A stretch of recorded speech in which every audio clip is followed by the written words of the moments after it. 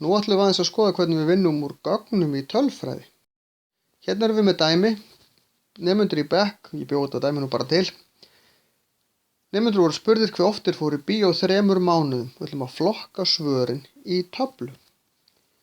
Þá þarf ég að skoða, ég ger ekki bara 5 og hvað er það oft og 6 og hvað er það oft, ég þarf að skoða hvað er lægsta svarið. Það er 0 sinnum. Svo kemur 1 og nú ger ég bara alveg upp í efsta. 1, 2, 3, 4, 5, 6.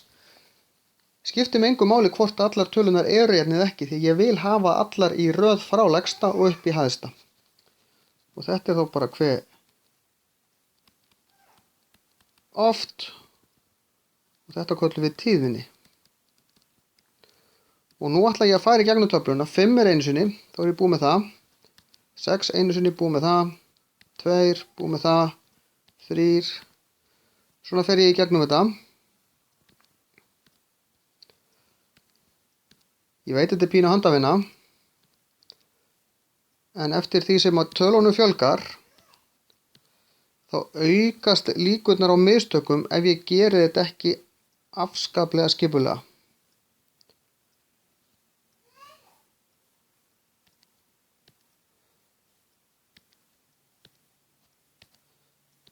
Það margborgar sig að gera þetta mjög skipulega.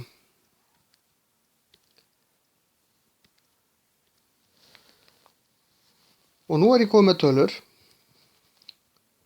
Og þetta hérna er í raun bara tíðni líka. Þetta er 3 sinnum, þetta er 2 sinnum, þetta er 6 sinnum, þetta er 4 sinnum, 2 sinnum, 1 sinni og 2 sinnum.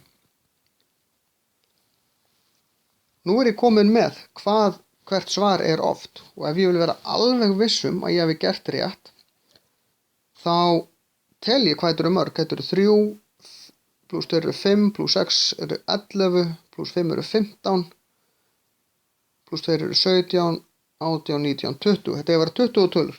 Skulum bara telja þær. 1, 2, 3, 4, 5, 6, 7, 8, 9, 10, 11, 12, 13, 14, 15, 16, 17, 18, 19, 20.